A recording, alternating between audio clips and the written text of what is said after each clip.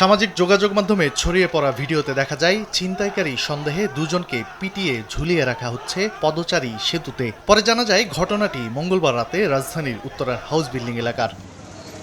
একই রাতে আহত অবস্থায় ঢাকা মেডিকেল কলেজ হাসপাতালে চিকিৎসা নিতে আসেন যাত্রাবাড়ির মোহাম্মদ জাহিদ নামের এক যুবক। স্বজনরা জানান, জাহিদের পায়ে গুলি করে টাকা ও মুঠোফোন ছিনিয়ে নিয়ে যায় ছিনতাইকারীরা।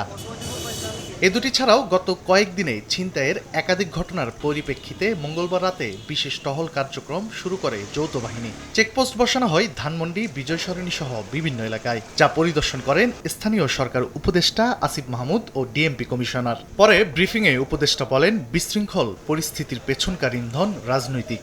অনেক রাজনৈতিক দলের নেতাকর্মী অস্ত্র হাতে ঘোষণা দিয়ে চাঁদাবাজি করছে।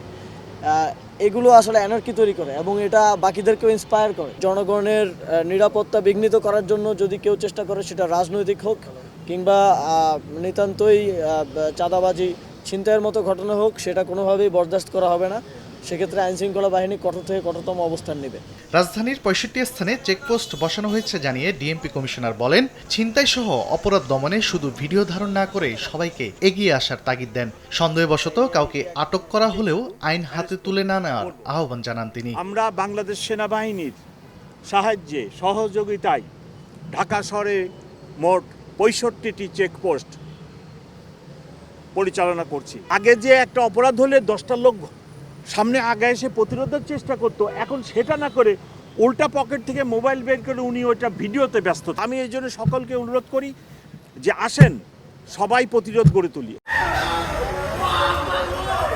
এর আগে গত রোববার রাতে বনশ্রীতে এক ব্যবসায়ীকে গুলি করে ২০০ ভরি স্বর্ণলুটের ঘটনা ঘটে। সে ভিডিও সামাজিক যোগাযোগ মাধ্যমে ছড়িয়ে পড়লে আইন শৃঙ্খলা পরিস্থিতি নিয়ে সমালোচনা শুরু হয়।